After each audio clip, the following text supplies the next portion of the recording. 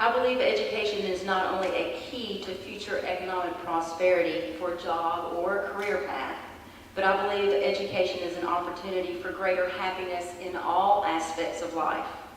Reform in public education is the subject of many debates going on right now at the national and state level as we address the issue of international competitiveness.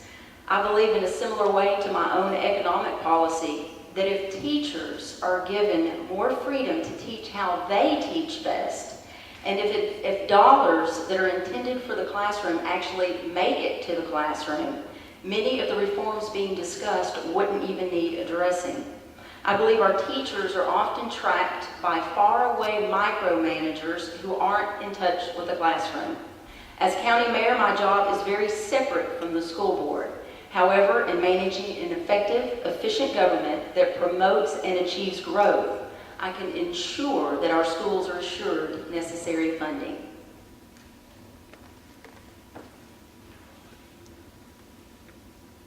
Describe your view or stance on the issues of public safety.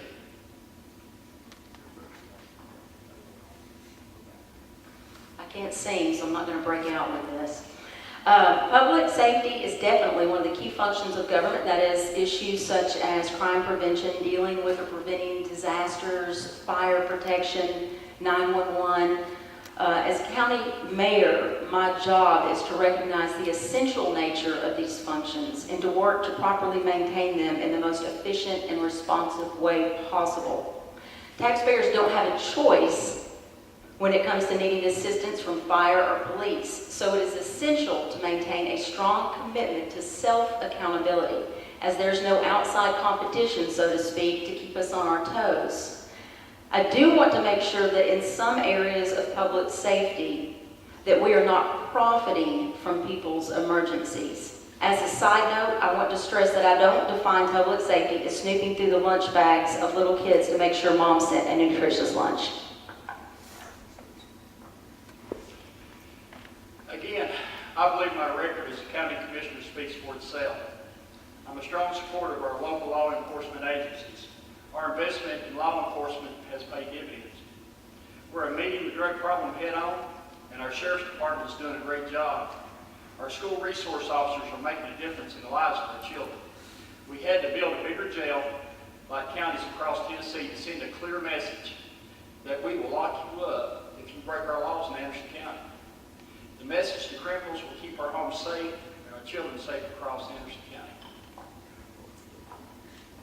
As I stated a few minutes ago, the vast majority of crime in Anderson County is drug-related. According to the Tennessee Bureau of Investigation statistics, the number of reported crimes, the reported arrests, and calls for service to the Sheriff's Department have increased dramatically over the last 10 years, in some instances over 200%. I will continue to support law enforcement officials throughout the county and our cities and work closely with the Sheriff's Department during this time of budgetary constraints and at the same time increase demand for their services and calls for their services. At the end of the day, we've got to use every tool that's available to us to break the cycle of drug-related crime. Otherwise, we'll never have enough beds in the jail to incarcerate all of our criminals. The next mayor's got to work very closely with our EMS officials, our volunteer fire departments, and the rescue squad who does just an outstanding job in serving the public throughout this county.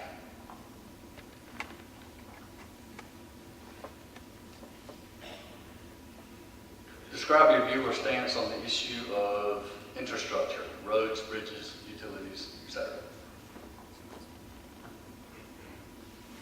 Again, as county commissioner and being on the highway committee, I see the importance of good roads in Anderson County. It's important to the future growth of the county, especially when you have manufacturing companies come in. I mean, it's vital. You don't realize that until you've ever shipped or exported, how important it is, the road conditions. We look for ways to get funding, don't rely on property taxes, grants, state funding, user fees, that type of thing. This Saturday, Kelly Teasling, the representative from my district, came in and we spent a half a day on 116. We're doing state funding to better the road over there, and we're getting new guardrails Obviously, we have to prioritize our needs and fully understand that everything cannot be accomplished in 1 year or in one term. We should aggressively pursue all alternative state and federal grants which can leverage our local tax dollars to improve basic services, such as water, sewer, and road, as well as the infrastructure which would make potential retail and industrial sites more attractive to investors. I think my long-standing relationships with elected officials of both parties, both in Nashville and Washington, will be useful in promoting Anderson County's interest in that regard.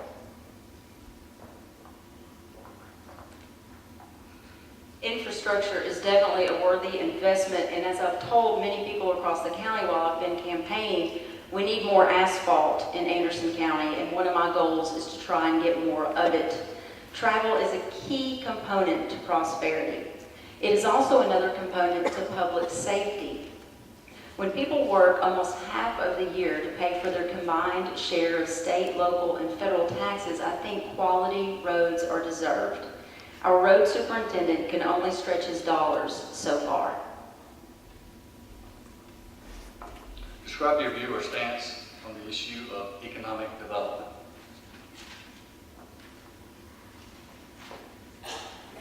In order to compete for 21st century jobs, we need to promote Anderson County's work ethic, our history of stable labor relations, and the skills of our workforce.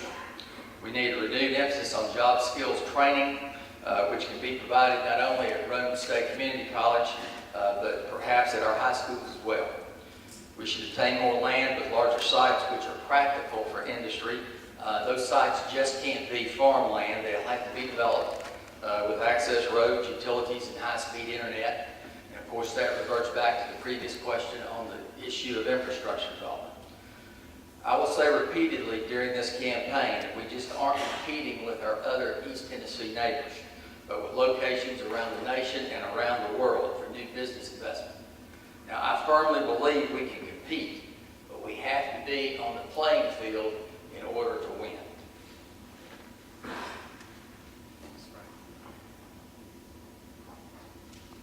Economic development is best served by having a friendly business and regulatory environment, a low tax burden, and a low cost of doing business. For that reason, Tennessee is a great place to do business and does well by national standards if you check us out. Other than possessing the right fiscal policies that provide a great environment to do business, there is work that can be done to increase economic development, such as making sure that businesses, companies, and industries all know the assets that our county has to offer. Economic development is the main focus of my strategic plan. We must continue to build on public-private partnerships. City and county officials are working together now to promote retail growth in Anderson County. We are working on developing new industrial parks and targeting large tracts of lands for economic development. We are working on retail development in different areas of the county. We must continue to diversify our economic base to provide greater job security for the future. I believe that the manufacturing sector is the key to succeeding.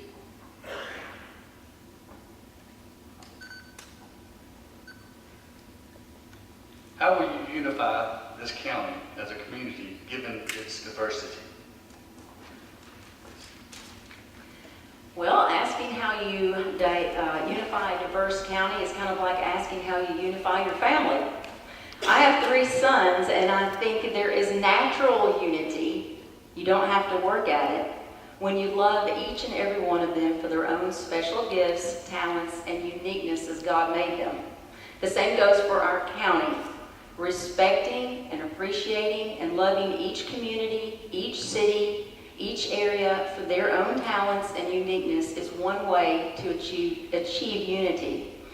And as a county mayor, having policies that are applied equally across the board will earn the trust and respect of people, and consequently, you'll have unity. Kind of like with my boys, no one gets any extra Christmas presents